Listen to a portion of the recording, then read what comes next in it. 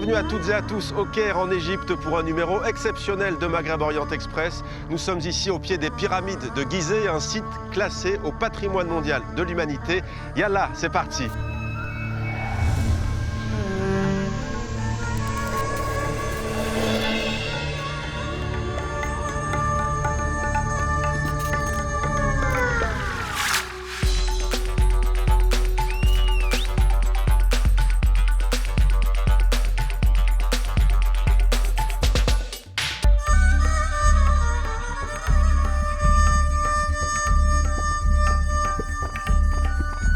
Nous allons vous emmener au plus près des merveilles de l'Égypte, ses pyramides, ses antiquités et son nouveau grand musée. Un musée qui est encore en chantier, mais que vous allez pouvoir découvrir en avant-première. C'est là que nous a donné rendez-vous Faiza Haikal, l'une des plus grandes égyptologues au monde.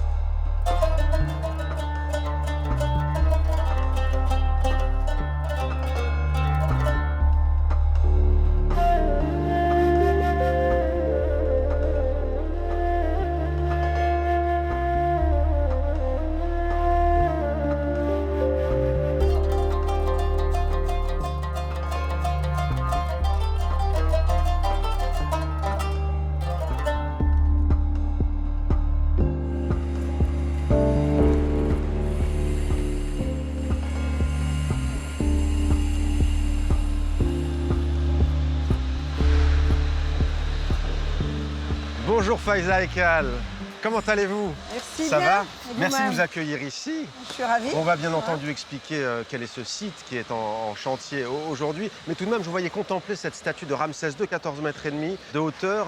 Qu'est-ce que ça vous fait de la regarder encore? C'est pas tellement sa dimension qui m'impressionne parce que je suis habituée à la démesure des monuments égyptiens, surtout sous Ramsès II. C'est la technique et tout ce qu'il y a pour faire une statue pareille, pour la transporter, c'est du granit. Hein. Oui. Alors ce n'est pas au Caire le granit, il faut l'amener de Haute-Égypte, il faut le travailler, il faut le transporter. C'est pas facile.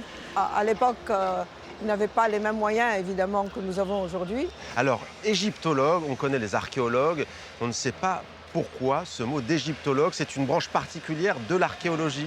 Oui, c'est une branche particulière parce que l'Égypte est particulière. Donc, il y a les archéologues, égyptologues, ce sont les gens qui fouillent. Il y a les égyptologues qui ne fouillent pas, qui s'occupent des textes et de la religion. Plutôt que de fouiller, ils s'occupent de ce qui sort, le résultat des fouilles. Donc, il faut savoir la langue et c'est très important. Et évidemment, ça a commencé après Champollion, parce qu'avant Champollion, il n'y avait pas grand-chose. C'était surtout les fouilles et les monuments qu'on voyait. Ouais. Tandis que maintenant, on a des monuments qui ont été reconstruits. Il y a énormément de choses à comprendre à travers ces monuments, parce qu'ils sont complètement inscrits, couverts de textes, aussi bien les temples que les tombes. Et ça, c'est une autre branche de l'égyptologie. Alors, vous avez enseigné à l'Université du Caire, vous enseignez aujourd'hui à l'Université américaine du Caire. Ouais. Je vais vous présenter quelqu'un que vous connaissez très bien, Faiza Haikal. Si vous voulez bien me suivre, allons-y. Le temps pour moi d'ailleurs de vous poser une question. J'avais le sentiment qu'il n'y avait pas beaucoup de femmes égyptologues et en fait, il y en a pas mal, mais vous avez quand même été précurseur en la matière. Oui, absolument. Quand j'ai commencé, il y avait très peu de femmes. Et je crois, si je me trompe, que je suis la première à avoir un doctorat, que j'ai eu d'ailleurs de l'université d'Oxford. Maintenant, les portes sont ouvertes à toutes les femmes qui veulent travailler en égyptologie, on a énormément. Tout ce qui était tabou dans le temps est maintenant ouvert aux femmes, c'est-à-dire qu'elles ne pouvaient pas travailler sur les sites. C'était un peu un pays conservateur, donc... c'est essentiellement un métier d'homme, en fait. C'est essentiellement un métier. Faiza Haikal, on va voir donc cette rencontre comme je vous l'ai promis, Faiza Haikal.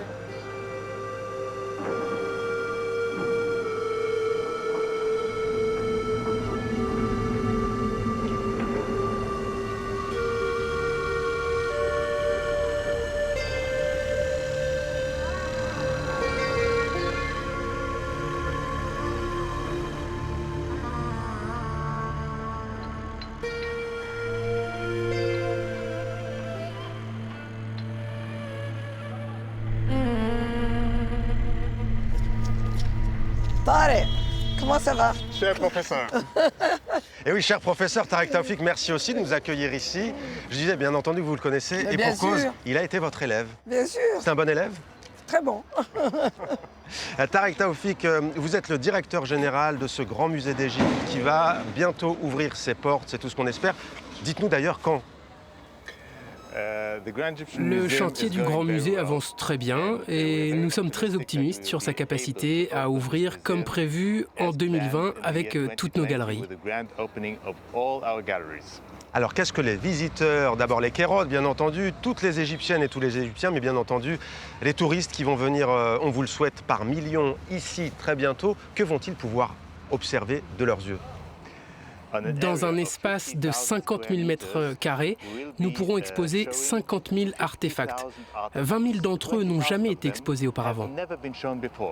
C'est un musée qui est immense, on le voit par sa taille, par sa superficie. Qu'est-ce qu'on va y trouver au-delà des salles de collection ? C'est un véritable complexe. À côté du musée, qui vous entraîne de la préhistoire à la période gréco-romaine égyptienne, vous aurez un centre de conférence pour 1000 personnes, un cinéma, 28 magasins, 10 restaurants, un panorama magnifique. Vous pourrez y passer toute la journée.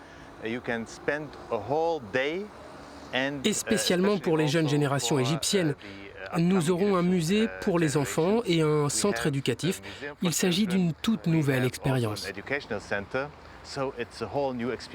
On imagine que vous allez l'inviter le jour de l'inauguration, Faiza Aïkal.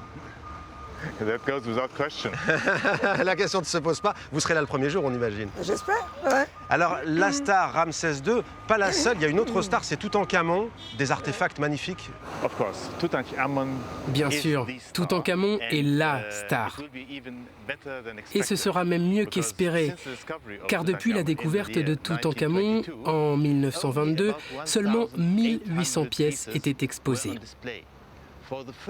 Pour la première fois, nous exposerons la collection complète de Toutankhamon, plus de 5400 pièces. Vous verrez Toutankhamon comme vous ne l'avez jamais vu. Voilà en tout cas Tarek Taoufik qui donne envie de voir Toutankhamon. Une exposition lui est consacrée prochainement à Paris. Mais ce n'est pas tout. Pour en savoir un peu plus sur Tarek Taoufik, vous nous emmenez dans un endroit somptueux, le centre de conservation de ce grand musée d'Égypte. En attendant donc ce reportage, c'est signé Antoine Delpierre et Guillaume Houet.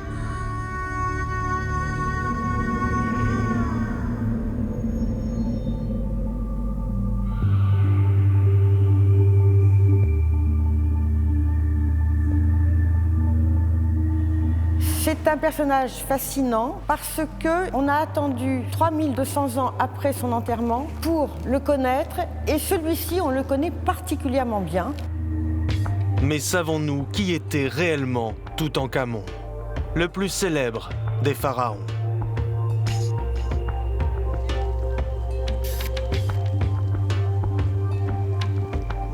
Guillemette Andreux-Lanoé est directrice au département des antiquités égyptiennes du Louvre, à Paris.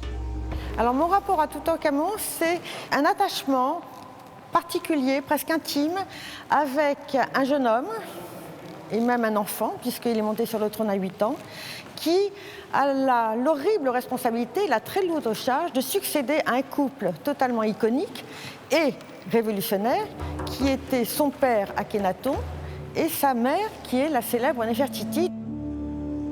Akhenaton, le pharaon hérétique, à l'origine d'une conversion politique et religieuse sans précédent. Avec lui, l'ancien culte et son clergé sont renversés, laissant place au culte d'Aton, le dieu unique. À sa mort, son fils, Toutankhamon, hérite du trône. En fait, c'est l'histoire d'une révolution ratée. On a un peu l'impression que les dignitaires qui voulaient un retour à l'ancien régime, on va dire, prennent assez vite les choses en main et on n'a pas l'impression qu'il ait vraiment signé des décrets. Il faut aussi se souvenir qu'il était doté d'une santé et d'un état physique extrêmement déficient, on va dire. Après seulement 9 années d'un règne sans envergure, Toutankhamon décède vers l'âge de 19 ans. Sa mort prend de court les bâtisseurs chargés de son tombeau dans la vallée des rois. À la hâte, son sarcophage est déposé dans cette chambre mortuaire, exiguë, indigne d'un pharaon. Peu à peu, les scribes l'oublient et son nom disparaît des tablettes. Mais le 26 novembre 1922, après 15 ans de fouilles, un homme va lui rendre sa gloire. L'archéologue britannique Howard Carter accède au tombeau du souverain oublié. Préservé des pillards et du temps, tout y est, intact. Du somptueux sarcophage au trésor qui l'accompagne dans l'au-delà. Il est quand même très important, essentiellement à cause de la tombe qui a été découverte inviolée et qui n'était même pas faite pour lui. Simplement ce mobilier tellement bien conservé avec ses kilos d'or, ces kilos de pierres semi-précieuses, cornaline, améthyste, lapis-lazuli, tout ça c'est absolument éblouissant, ça fait rêver la terre entière et c'est pour ça que Toutankhamon est essentiellement connu. Et c'est ainsi que l'histoire s'est jouée du destin de Toutankhamon, avant de lui rendre l'immortalité promise au pharaon.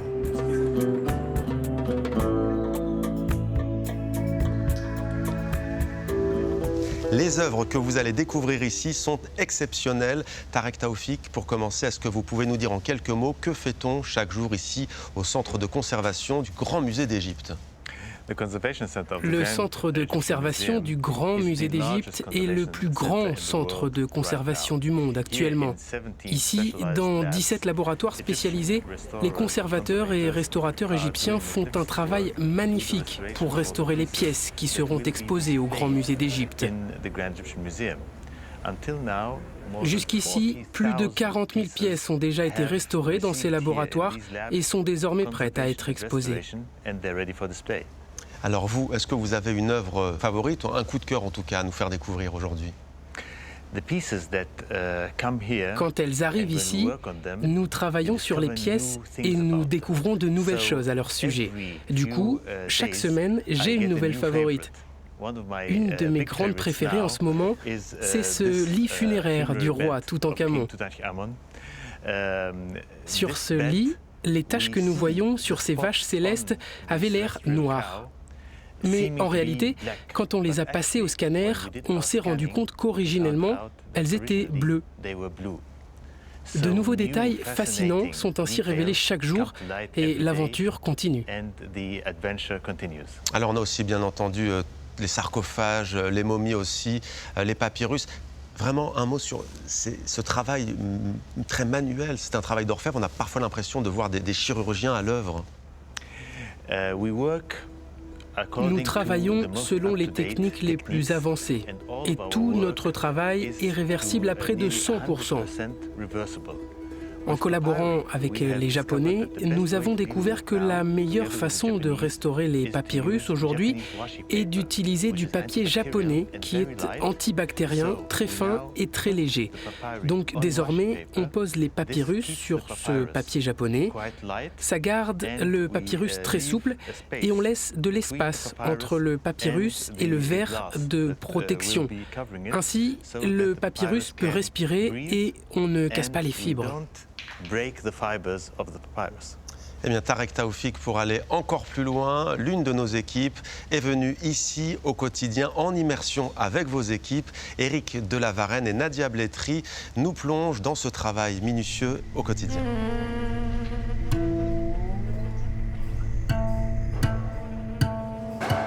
Ce rideau de fer protège des trésors inestimables. Comme cette célèbre sculpture d'Akhenaton. Bienvenue dans l'atelier des œuvres monumentales, l'un des 17 laboratoires du Grand Musée égyptien. On reçoit les pièces en pierre, on les répertorie, on les documente et on commence notre travail de conservation. Étudier et restaurer les œuvres d'art avant de les montrer au public en 2020, c'est l'objectif affiché des laboratoires. Dans celui-ci, consacré aux matières organiques, un soin particulier est accordé à la collection de Toutankhamon. Car les 5000 pièces de son trésor seront exposées ensemble pour la première fois. Après la découverte de la tombe du roi Toutankhamon, on a retrouvé 8 éventails. Il en utilisait un quotidiennement. Les 7 autres servaient pour des fêtes et des cérémonies publiques religieuses. Celui-là est arrivé en 3 morceaux. Et à travers le plan de restauration, j'essaye de les réunir pour en retrouver la forme d'origine. Et dans le trésor du jeune roi, on trouve de tout, y compris des pièces plutôt inattendues. Cet élément devant nous fait partie des vêtements de Toutankhamon. Ce sont ses dessous, les sous-vêtements de Toutankhamon. Et là, on voit comment les dessous étaient portés. Dans la tombe de Toutankhamon, on en a trouvé plus de 140. Au-delà de ces collections, la direction du Grand Musée espère multiplier les projets de restauration de pièces venues de l'extérieur. En ce moment, une équipe travaille à la rénovation de livres anciens qui appartiennent au Parlement égyptien. Cette collection de livres a commencé à être éditée en 1809 et jusqu'en 1825. Ça fait 4 mois qu'on travaille dessus. On a une collection de 57 livres. Si certains travaillent avec des gommes et des pinceaux, dans le laboratoire du bois, on utilise aussi des méthodes beaucoup plus sophistiquées. Des technologies dernier cri, issues d'un programme égypto-japonais, notamment pour restaurer ce char de Toutankhamon. On a des rayons ultraviolets. Grâce à ça, on peut voir si d'autres restaurations ont été faites avant les nôtres. On a aussi des photos à infrarouge et à travers ce type d'ingénierie, on peut identifier certaines couleurs, comme le bleu égyptien. Bleu et or, à l'image de ces lits funéraires représentant des déesses protectrices. Les histoires de l'Égypte antique se nichent parfois dans les moindres détails, comme un clin d'œil énigmatique aux spectateurs.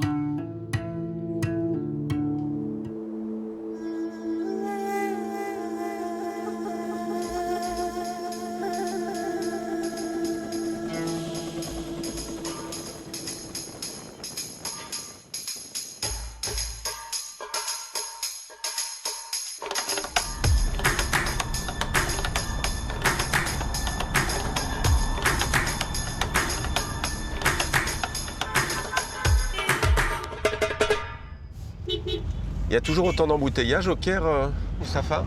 Là, les gens sortent du travail et rentrent à la maison. Aujourd'hui, c'est samedi et il y a des écoles qui sont ouvertes. Et donc, les élèves rentrent aussi chez eux.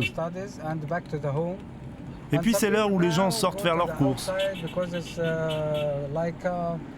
Ils vont au musée ou au cinéma, mais aussi à la mosquée. Et il y a combien d'habitants au Caire? Dans le Vieux-Caire, on est 24 millions.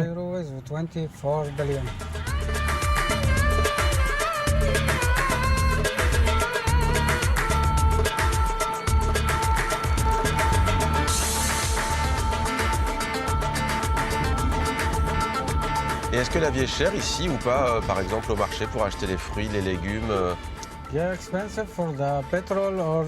Oui, l'essence et la nourriture sont chères. Le reste, ça va, c'est pas cher.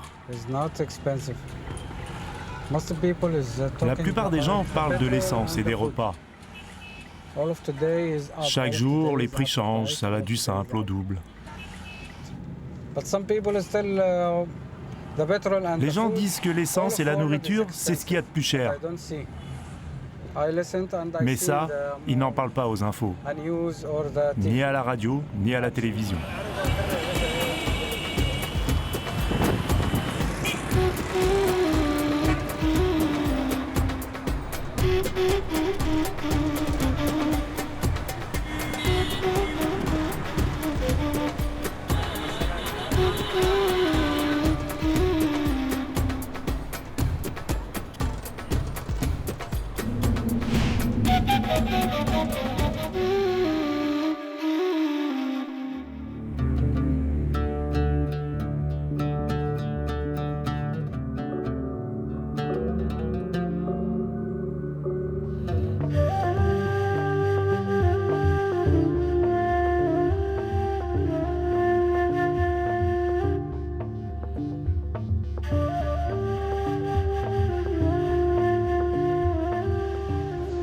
Khaled El Hanani, monsieur le ministre, merci de nous accueillir dans ce sublime musée égyptien du Caire sur la place Tahrir, place emblématique de la capitale égyptienne. J'ai commencé par une petite question, monsieur le ministre des Antiquités. Est-ce que vous savez où se trouve ce dessin, on est où là? Alors, ces deux colosses sont à quelques dizaines de mètres derrière nous. C'est le double colosse d'Amenhotep III et son épouse, la reine Ti, les parents d'Akhenaton, dont le colosse se trouve dans la salle qui se trouve juste derrière, avec la statue de Khéphren qui est à quelques dizaines de mètres ici, dans deux salles à côté. Et Black et Mortimer, bien entendu, bande dessinée mythique de Belgique. Alors, au-delà du petit clin d'œil, pourquoi je vous parle de cette bande dessinée? Parce qu'on voit à quel point le mystère de la Grande Pyramide, on voit à quel point le patrimoine et tout le mystère de ce patrimoine culturel égyptien a essaimé partout dans le monde et qu'il a inspiré la littérature dans son ensemble, les romans, mais aussi donc la bande dessinée. J'ai étudié l'égyptologie en France. Et ma première question à tous les égyptologues que j'ai rencontrés dans ma vie, pourquoi vous êtes devenu égyptologue? La réponse est presque la même. À l'école primaire, quand j'ai appris les BD, je suis devenu passionné d'égyptologie, je suis devenu égyptologue. Monsieur le ministre, pourquoi il est historique ce site ici? Ce musée est exceptionnel. Il a 116 ans. Il a été inauguré le 15 novembre 1902. D'ailleurs, il y a quelques jours, le 19 novembre dernier, on a fêté son anniversaire. Ce musée est très cher à tout visiteur d'Égypte et tout Égyptien qui l'a visité. Pour son âge, pour son architecture, pour les dizaines de milliers de collections qu'il abrite, pour les trésors de Toutankhamon, pour les trésors de Tanis, les trésors de Yuya et Utoya, il a son charme. Par sa taille aussi et son envergure, parce que quand on sait qu'on parle de grands musées d'Égypte à venir, celui-là, le moins qu'on puisse dire, c'est qu'il n'est pas petit du tout. Il n'est pas petit avec plus de 150 000 objets, mais le grand musée en superficie, il est plus de 9 fois plus grand que ce musée. Et cet anniversaire que vous évoquiez, monsieur le ministre, c'est 116 ans de ce mythique musée. Eh bien, nous y étions avec l'une de nos équipes de TV5 Monde. Voyez ce reportage signé Éric de la Varenne et Nadia Blétry.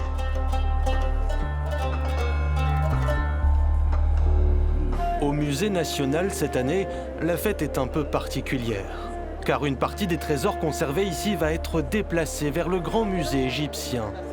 Le ministre des Antiquités se veut pourtant rassurant pour l'avenir.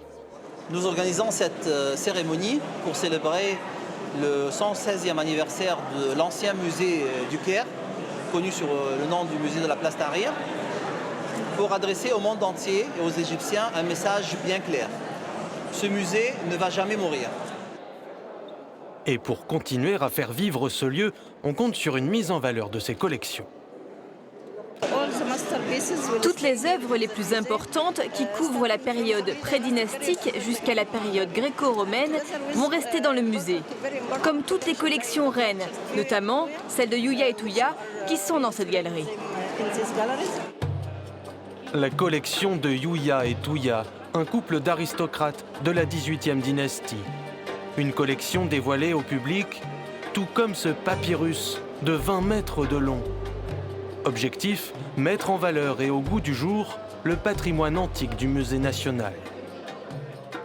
Cette application a été conçue spécialement pour le papyrus de Yuya et Tuya. La ligne bleue indique la partie sur laquelle on doit cliquer. Et on entend alors une description en anglais. Malgré cette modernisation, le conservateur Ahmed Samir ne cache pas sa mélancolie. Surtout dans la salle du masque d'or de Toutankhamon. Le trésor du jeune pharaon hébergé ici depuis 1932 va bientôt quitter les lieux pour rejoindre le grand musée égyptien des pyramides. Et pour les employés ici, c'est un déchirement.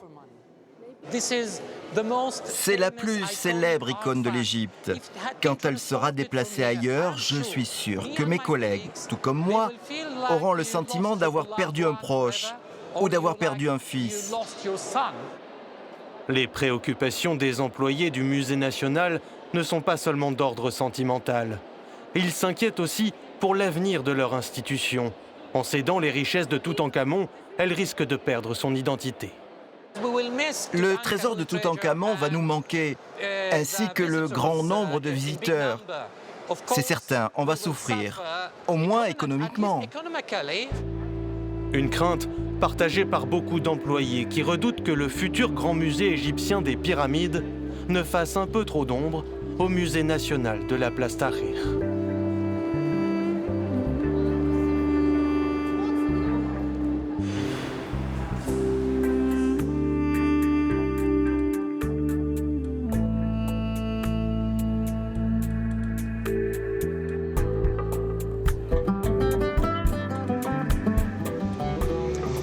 monsieur le ministre, on est ici même dans une salle qui a été rénovée. Oui, cette salle que vous voyez, elle fait partie d'un projet qui a été lancé il y a 4 ans pour la renaissance du musée du Caire. C'est un projet qui a été lancé par une boîte privée avec un financement qui a commencé allemand par des hommes d'affaires. Et maintenant, on a obtenu une aide de l'Union européenne de 3 millions d'euros pour continuer en partie ce projet pendant 2 ans encore, jusqu'à 2020. Alors justement, vous avez esquissé le sujet. On se demande quand même comment préserver ce patrimoine. On le voit avec, bien entendu, le travail des égyptologues, mais ça coûte de l'argent. Comment faites-vous financièrement pour vous en sortir? Quand on me demande de combien d'argent tu as besoin pour préserver le patrimoine égyptien, je dis quel patrimoine, où exactement? Patrimoine pharaonique, grec, romain, juif, chrétien, musulman, dans le Sinaï, dans le désert de l'Ouest, les arts islamiques, chrétiens. Le ministère des Antiquités gère une autre Égypte. Donc on a besoin d'un budget monumental. Notre recette principale, c'est les tickets de touristes. Donc vous pouvez vous imaginer qu'après janvier 2011, on a été affecté très très sérieusement. Ça commence à reprendre depuis 1 ou 2 ans, ça va mieux. Mais on a besoin de beaucoup d'aide. Nous avons la chance et l'honneur de travailler avec 250 partenaires de 25 pays du monde qui travaillent. Notamment. Il y a une quarantaine de missions de la France, qui est l'un des principaux partenaires du ministère des Antiquités. Mais on a donné aussi une petite aide aux fouilles égyptiennes. On a maintenant à peu près 25 missions égyptiennes qui travaillent. Et on a des découvertes. Les 4 dernières semaines, on a lancé 2 grandes découvertes. L'une à Luxor et l'autre à Saqqara. Alors on aimerait avoir votre position sur un sujet délicat parce que des œuvres et des collections, vous pourriez en avoir encore plus et même beaucoup plus. Que pensez-vous de ces œuvres spoliées par des pays occidentaux durant la période coloniale? En France et en Belgique, ce sujet fait débat. Des pays africains notamment, comme le Bénin, mais aussi le Sénégal, réclament la restitution de ces œuvres. Quelle est la position de l'Égypte à ce sujet? Pas seulement des pays occidentaux. On travaille sur le rapatriement des objets égyptiens qui ont quitté le territoire de l'Égypte à n'importe quelle date d'une manière illégale. Durant les 2 dernières années, on a rapatrié plus de 1200 objets d'une quinzaine de pays. Tout objet qui est sorti d'une manière illégale doit retourner à son pays. La pierre de Rosette qui est au British Museum à Londres? Oui, la pierre de Rosette, elle est à Londres, effectivement. Moi, je parle des objets qui ont quitté l'Égypte, qui étaient volés de l'Égypte. Là, on ne va pas laisser un seul objet, ça c'est sûr. Khaled El Edhani, ministre égyptien des Antiquités, merci beaucoup d'avoir répondu à nos questions dans Maghreb Orient Express sur TV5 Monde. Merci, c'était un plaisir et je vous souhaite une bonne continuation en Égypte.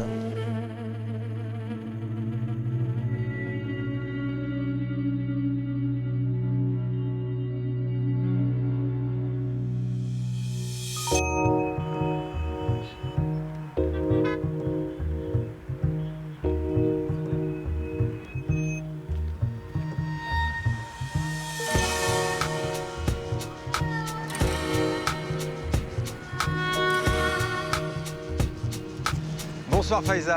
Bonsoir. Ça va Mohamed? Il fait un peu frais ce soir, mais c'est pas méchant. Non, ça va. C'est pas méchant. Je suis pas en retard. Hein.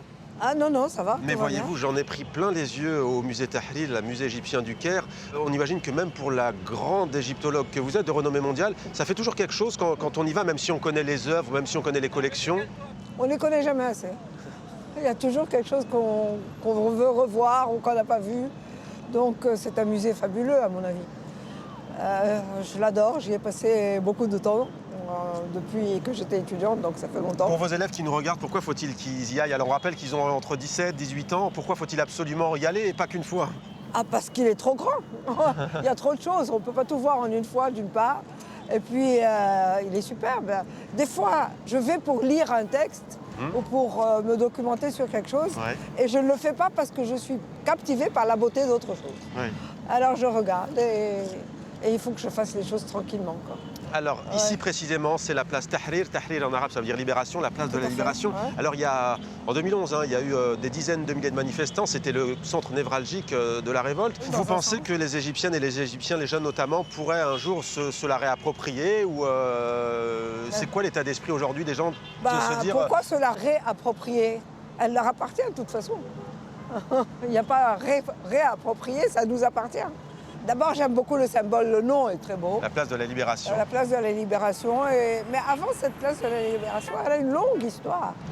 Nous sommes dans l'Égypte contemporaine maintenant, qui a été vraiment modernisée par Khedive Ismaïl.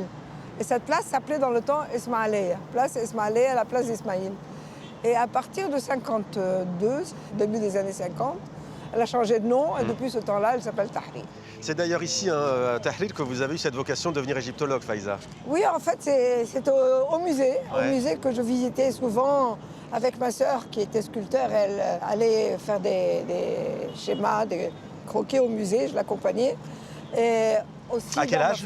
Moi, j'étais très jeune, vers 12-13 ans, de ce temps-là.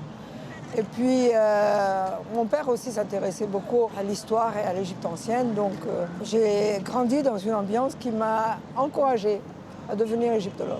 Aussi, j'ai visité beaucoup de monuments égyptiens. Et vous savez, juste au sud du Caire, il y a Saqqara. Tout ça, il faut que vous voyez parce que c'est très beau. Alors, la nuit est tombée, Faiza Ekal, sur le Caire. On a le sentiment que c'est une ville qui ne dort jamais, on pourrait dire. Ben alors, profitez-en. J'espère bien. Bonne soirée, on se retrouve demain. C'est ça. Avec plaisir.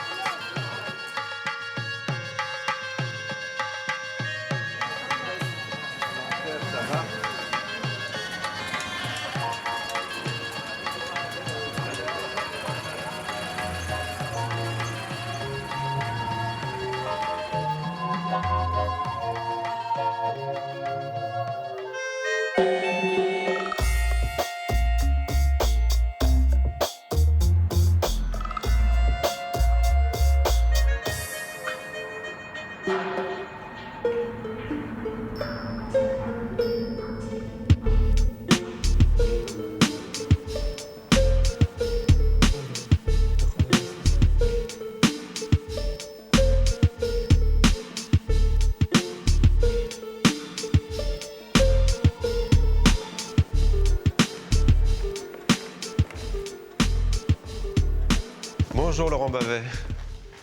Bonjour. Merci de nous accueillir ici à l'IFAO. L'IFAO, c'est l'Institut français d'archéologie orientale du Caire. Alors nous sommes ici dans la bibliothèque de l'IFAO. En quoi en est-ce d'une certaine manière le cœur vivant? La bibliothèque, c'est le cœur d'un institut de recherche. Et nous avons la chance d'avoir ici à l'IFAO l'une des meilleures bibliothèques au monde dans les domaines de l'égyptologie, de la papyrologie. Et c'est évidemment un outil absolument essentiel et fondamental pour tous les chercheurs qui travaillent sur le passé de l'Égypte. Et dans cette bibliothèque, Laurent Bavet, il y a de véritables trésors. Hein. Oui, absolument. La bibliothèque a été créée en même temps que l'Institut, donc à la fin du 19e siècle.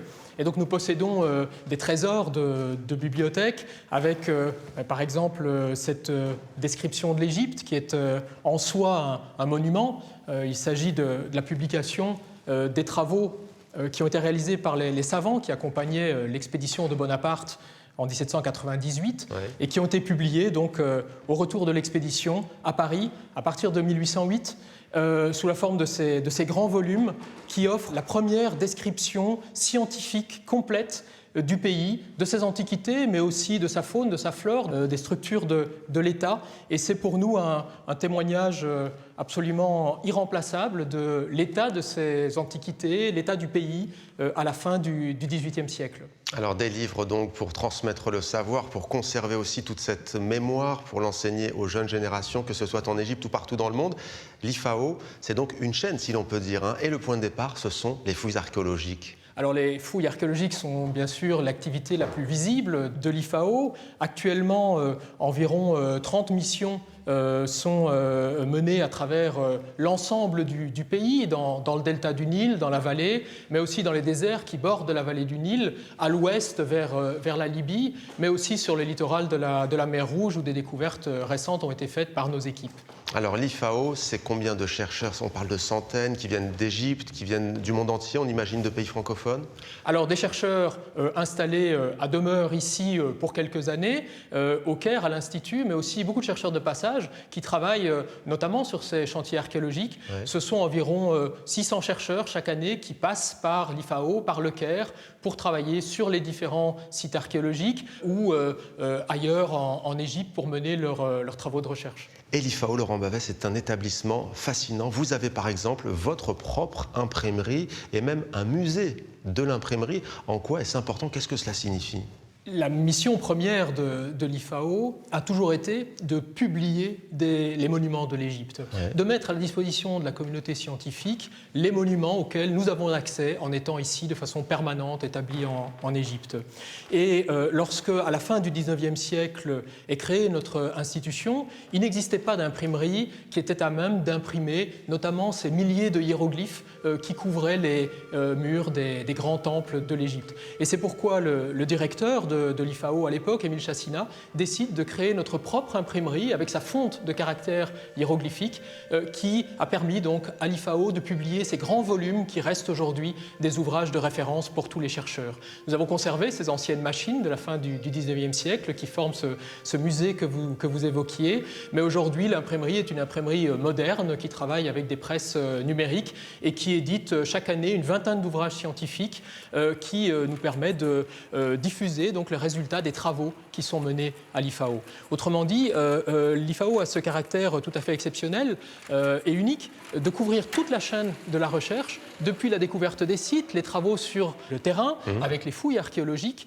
l'analyse à travers nos laboratoires des objets ou des monuments qui sont découverts, et puis finalement la publication, la diffusion de ce savoir nouveau, de ces nouvelles connaissances acquises sur l'Égypte ancienne. Merci beaucoup Laurent Bavet de nous avoir accueillis dans cette magnifique bibliothèque. On va continuer à se balader à l'IFAO, mais avant, on va s'intéresser à une découverte archéologique de premier plan. C'était tout récemment à Luxor en Égypte, découverte à laquelle l'IFAO est associée. C'est un reportage signé Éric Delavarenne et Nadia Blétry.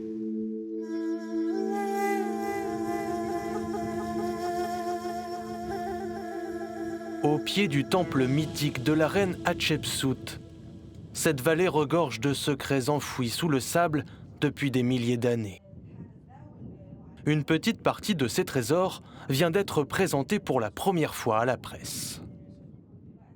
Aujourd'hui, nous vous annonçons une nouvelle découverte, une nouvelle tombe de la période ramesside, ce qui veut dire provenant de la 19e ou de la 20e dynastie. Après 5 mois de travail, l'équipe égyptienne est fière de ses premiers résultats. Tombes, masques et plus de 1000 statuettes funéraires. Mais les découvertes ne s'arrêtent pas là. Les égyptologues ont trouvé des cercueils datant de près de 3000 ans. Mostafa Ouaziri ne cache pas son enthousiasme. On a trouvé une chambre latérale qui était scellée avec des briques de boue. On l'a ouverte en septembre dernier. Et qu'est-ce qu'on a trouvé? C'était incroyable. 2 cercueils en bois avec encore des fleurs par-dessus. Et c'était waouh. C'était vraiment waouh. Mais ce jour-là, l'heure n'est pas à la contemplation. La visite médiatique se poursuit au pas de course, auprès d'une mission archéologique française qui, elle aussi, partage les conclusions de ses récentes recherches. Bienvenue à vous. Nous allons vous montrer 3 découvertes. 2 cercueils. Impressionnant mais frustrant. La forêt de caméras masque les détails. Mais un peu plus tard, lorsque les médias sont repartis, Frédéric Collin, le responsable du projet, accepte de rouvrir pour nous le sarcophage dans l'intimité du tombeau. Il suffit de soulever ce drap, comme les pages d'un livre d'histoire, pour lire un récit hors du commun. C'est une madame qui s'appelle Pouyou, P, ou, I, ou. Okay.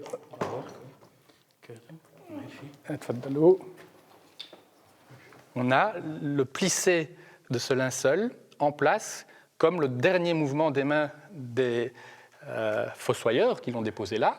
Et c'est extrêmement différent de tout ce que j'ai connu jusqu'ici. Il va falloir continuer l'enquête sur la vie de cette dame qui a eu une seule vie mais plusieurs enterrements. Pouilloux aurait été inhumée une première fois il y a plus de 3500 ans, puis une deuxième fois 700 ans plus tard par des fossoyeurs soucieux de préserver le passé. Une découverte scientifique extraordinaire pour l'égyptologue français, car elle nous renseigne sur des périodes et des rites funéraires différents. Mais les énigmes de cette nécropole d'El Assassif sont loin d'avoir révélé tous leurs secrets.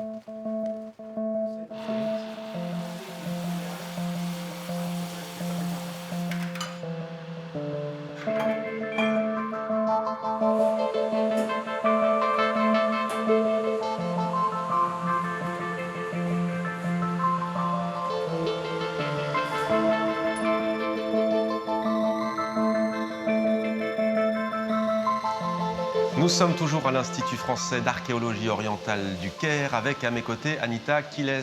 Bonjour, merci de nous accueillir ici à l'IFAO. Vous en êtes la responsable du pôle d'archéométrie. C'est quoi au juste l'archéométrie? C'est un mot que sans doute beaucoup de nos téléspectatrices et nos téléspectateurs n'ont jamais entendu de leur vie.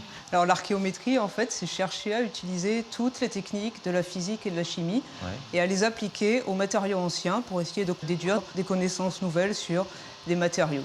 L'archéométrie, ça s'applique pour la céramique, ça s'applique pour l'étude des silex, pour l'étude botanique, pour l'étude des bois, pour à peu près tous les types de matériaux anciens que l'on peut trouver. Alors nous sommes dans un laboratoire très fourni, beaucoup de tubes à essai.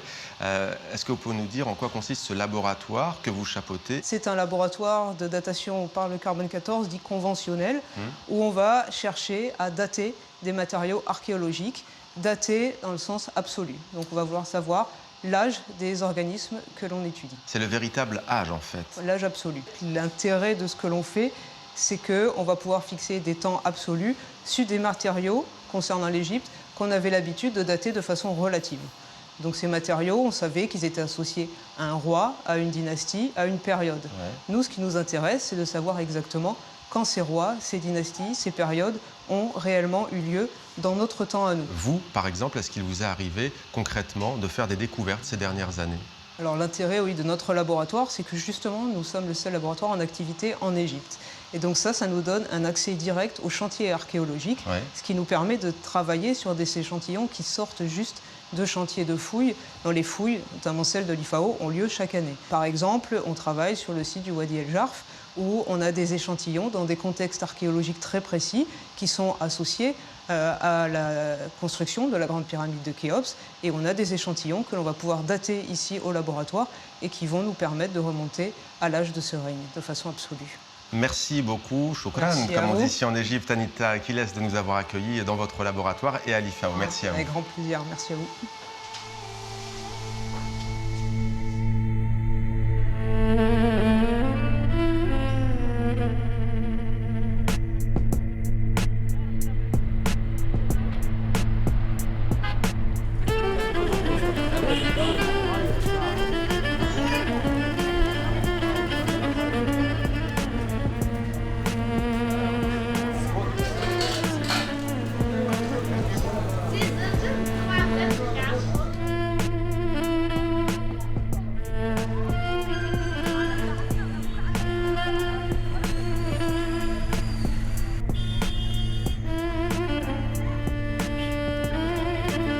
Nous sommes ici en plein quartier islamique du Caire avec en toile de fond la magnifique mosquée El Azhar qui a été fondée en 970, il y a plus de 1000 ans, par les Fatimides et leurs troupes des Berbères venus de l'Algérie actuelle. Les touristes aiment beaucoup venir se perdre dans ce quartier, notamment donc pour ses lieux cultuels et ces belles mosquées.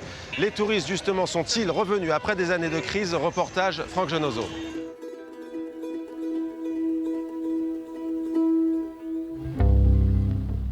Un coucher de soleil de légende sur les eaux du Nil.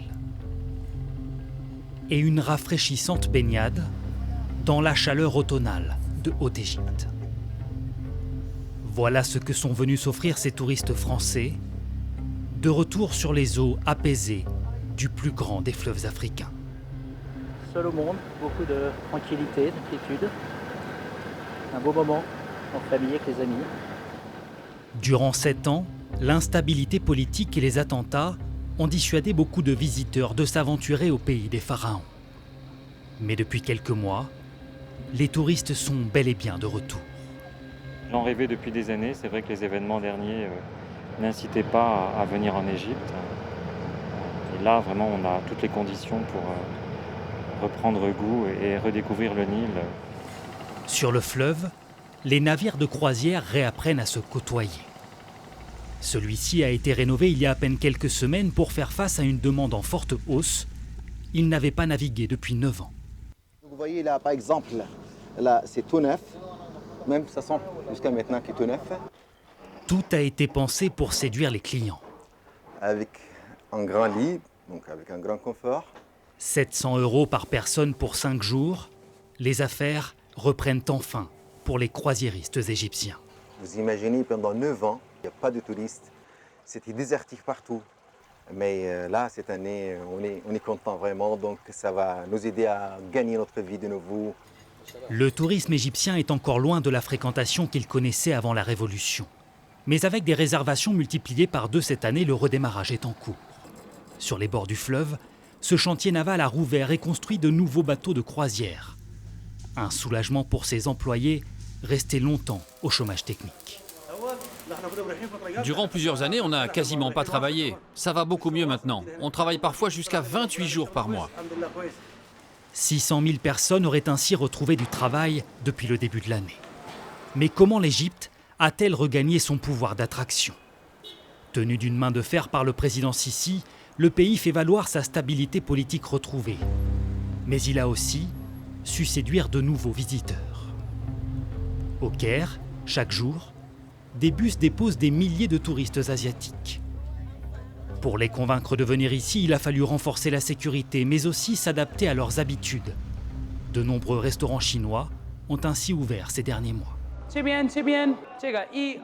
L'accueil se fait en mandarin. Les plats sont mijotés avec des épices venues de Chine. Et pour 5 € le repas complet, les touristes se sentent un peu à la maison. C'est le meilleur repas qu'on ait eu jusqu'ici. Les Égyptiens sont très accueillants. Mais pour continuer à redresser son secteur touristique, le pays va devoir aller encore plus loin. Les trésors d'Égypte retrouvent donc progressivement leurs touristes, mais le pays n'était pas vraiment prêt à un redémarrage aussi soudain. Il va donc lui falloir investir massivement pour remettre à niveau l'intégralité de ses infrastructures touristiques.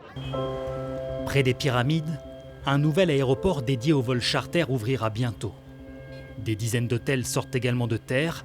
Confiante, l'enseigne parie sur un redémarrage vigoureux dans les mois qui viennent. D'ici 2 ans, nous ouvrirons au moins 3 ou 4 hôtels de plus partout en Égypte.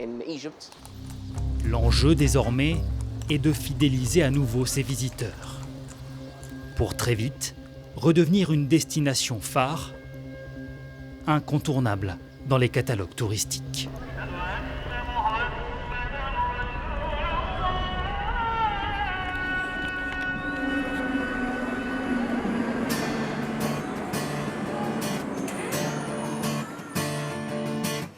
يا تزيني يا العاصمة سمت قيمتك عظيمة حبك في قلبي ديما عائلة يوم الدين صدوك اللي مالهم قيمة وكلهم الماتين.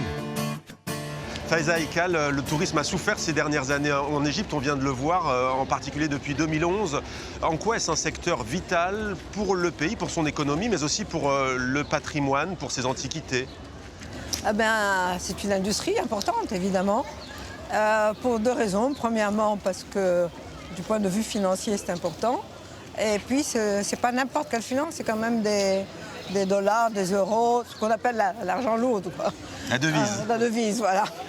Heureusement qu'en ce moment, le tourisme recommence. Donc tout ça, c'est très important.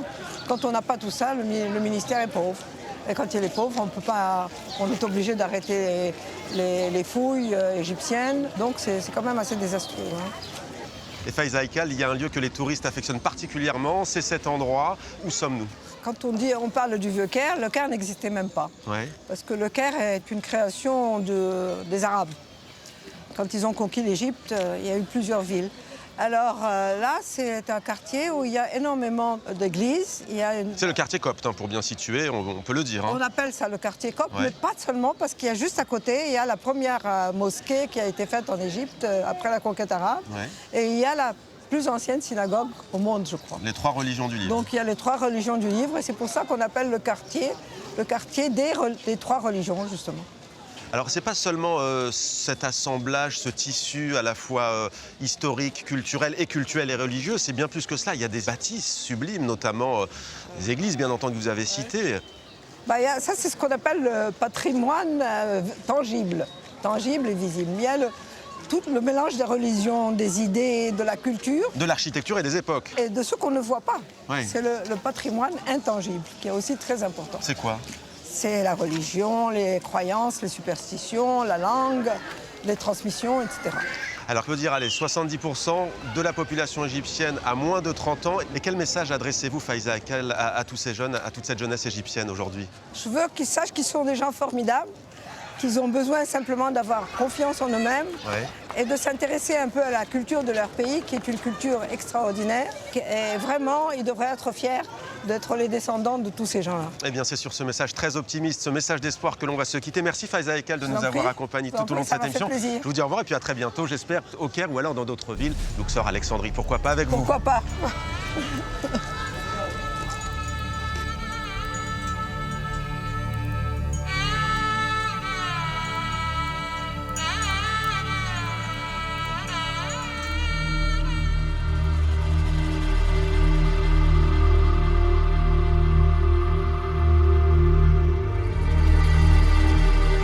Ce numéro spécial touche à sa fin. Merci de nous avoir accompagnés tout au long de ce voyage au Caire en Égypte. Retrouvez les meilleurs moments de ce Maghreb Orient Express sur les réseaux sociaux et réagissez #MOE. À très bientôt sur TV5 Monde avec grand plaisir.